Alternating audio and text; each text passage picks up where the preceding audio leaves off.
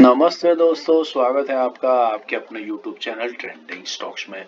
कल 5 नवंबर वेनेसडे का दिन, कल के दिन के लिए कुछ स्टॉक्स को हमने स्विंग ट्रेडिंग के पॉइंट ऑफ व्यू से आइडेंटिफाई किया है। तो चलिए क्विकली वीडियो शुरू करते हैं और एक एक करके इन सारे स्टॉक्स को हमने क्यों सिलेक्ट किया वो एनालिसिस देखते हैं।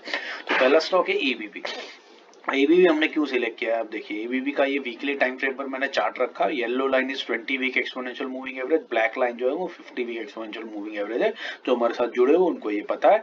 अब ये स्टॉक आप देखिए, ये किस तरीके से स्टॉक अपना 50 वीक एक्सपोनेंशियल मूविंग एवरेज के पास में आया और वहां से एक रिजेक्शन लेकर के ये स्टॉक ऊपर गया है।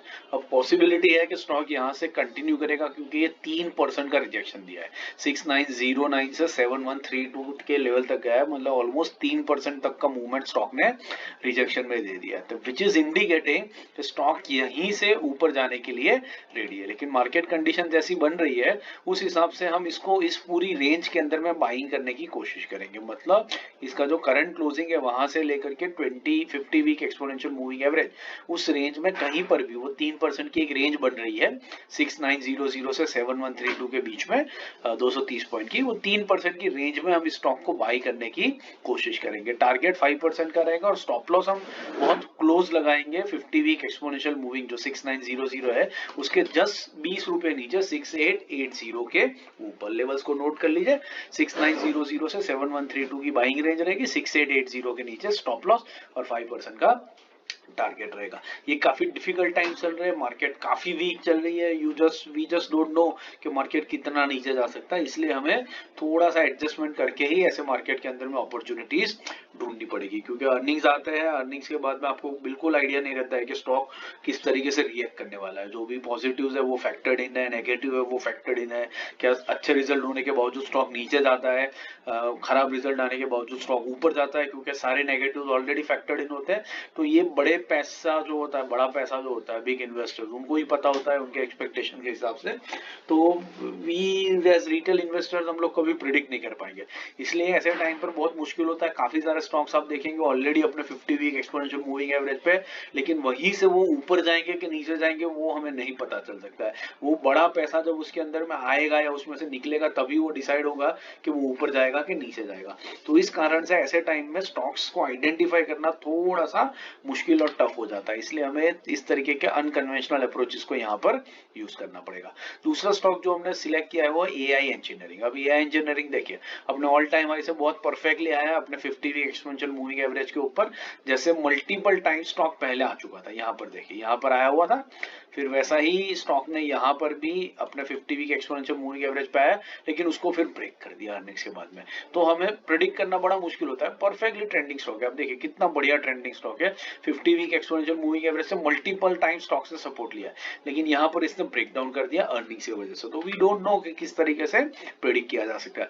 तो इस तरीके के मूवमेंट्स हम मार्केट में एक्सपेक्ट कर सकते हैं वंस इन अ वाइल, और उस तरीके से हमें अकॉर्डिंगली हमारी स्ट्रेटेजीज को एडॉप्ट करना पड़ेगा। तो यहाँ पर स्टॉक थोड़ा वीक हो चुका है, 50 वीक एक्सपोनेंशियल मूविंग एवरेज के नीचे जा चुका है। बट अगर आप ये रेड लाइन देखेंगे तो रेड लाइन पर आपको दिखेगा कि स्टॉक ने मल्टीपल टाइम्स इस लेवल पर सपोर्ट लिया। तो यहाँ पर भी स्टॉक एक सपोर्ट लेकर के बाउंस बैक दिखा चुका है। ये बाउंस बैक ही अगर आप देखेंगे तो ये बाउंस बैक ही ऑलमोस्ट 5% तक का हुआ है। तो वैसा ही एक बाउंस बैक यहाँ पर भी हम एक्सपेक्ट कर सकते हैं इस पॉइंट से इस तरफ कुछ। तो उस रीजन की वजह से हमने स्टॉक को यहाँ पर सिलेक्ट किया। तो एआई इंजीनियरिंग में जो रेड लाइन के ऊपर सपोर्ट बन रहा है, वो सपोर्ट का जो लेवल आता है वो आता है 3680। तो 3680 से करंट मार्केट प्राइस 3750 के बीच में कहीं पर भी बाइंग करने की कोशिश करेंगे, क्योंकि आपको पता नहीं स्टॉक यहाँ से भी ऊपर भाग सकता है। 5% का टारगेट रहेगा, 3650 के नीचे 1% का स्टॉप लॉस रहेगा। तो 1:5 के रिस्क रिवॉर्ड के साथ में हम स्टॉक के अंदर में बने रह सकते हैं। तीसरा स्टॉक जो हमने सिलेक्ट किया है वो भी एक अनकन्वेंशनल स्टॉक है, अजंता फार्मा। अब फार्मा पैक आप देखें पूरा का पूरा काफी ट्रेंडिंग चल रहा है। ये स्टॉक वैसे भी फार्मा पैक में काफी ट्रेंडिंग है, ये कभी भी उतना डिप नहीं लगाया है। बट ओवरऑल अभी सारे फार्मा सेक्टर के स्टॉक्स एक अप ट्रेंड में मूव कर रहे हैं। तो उस मूव का फायदा उठाते हुए आप देख सकते हैं कि स्टॉक इस लेवल पर आया, यहाँ पर सपोर्ट लिया, दूसरे ही हफ्ते स्टॉक ने यहाँ से एक बढ़िया रिजेक्शन लेकर के ग्रीन कैंडल बनाई, तीसरे हफ्ते मार्केट कंडीशन वीक होने की वजह से स्टॉक वापस इस लेवल पर आया 20 वीक एक्सपोनेंशियल मूविंग एवरेज पर, और फिर वहां से एक रिजेक्शन लेकर के ऊपर की तरफ भागा। अब ये रिजेक्शन भी अगर आप पकड़ेंगे ना, ये रिजेक्शन भी ऑलमोस्ट 5% का है, तो हमारे स्विंग ट्रेडिंग का टारगेट इसने कंप्लीट किया। अब ये स्टॉक इसी लेवल से यहां से ही ऊपर भागने को रेडी दिख रहा है। तो हम क्या करेंगे, इसका जो करंट मार्केट प्राइस है 3111, राइट, और ये वीक की कैंडल इसने जहां पर ओपन करी थी, ठीक है, वो लेवल है 3088 का, राइट। तो हम लोग इसको 3080 से लेकर के 3111 करंट मार्केट प्राइस उस रेंज के अंदर में पिक करने की कोशिश करेंगे। एजम्पशन ये है कि पिछले हफ्ते का जो ओपनिंग पॉइंट था उसको ये ब्रीच करेगा तो वापस से एक नेगेटिविटी बन सकती है। तो हम उस लेवल से लेकर के करंट मार्केट प्राइस के बीच में कहीं पर भी बाइंग करने की कोशिश करेंगे। स्टॉप लॉस 3050 के नीचे रहेगा और टारगेट रहेगा 5% का।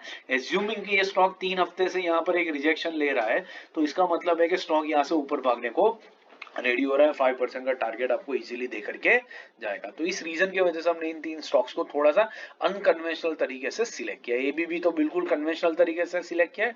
एआईए इंजीनियरिंग एक ट्रेंडिंग स्टॉक है जो हमारे रेडार पर काफी टाइम से रहता है। इसको हमने एक सपोर्ट लाइन के ऊपर, ट्रेंड लाइन के ऊपर पिक करने की कोशिश करी है स्विंग के लिए।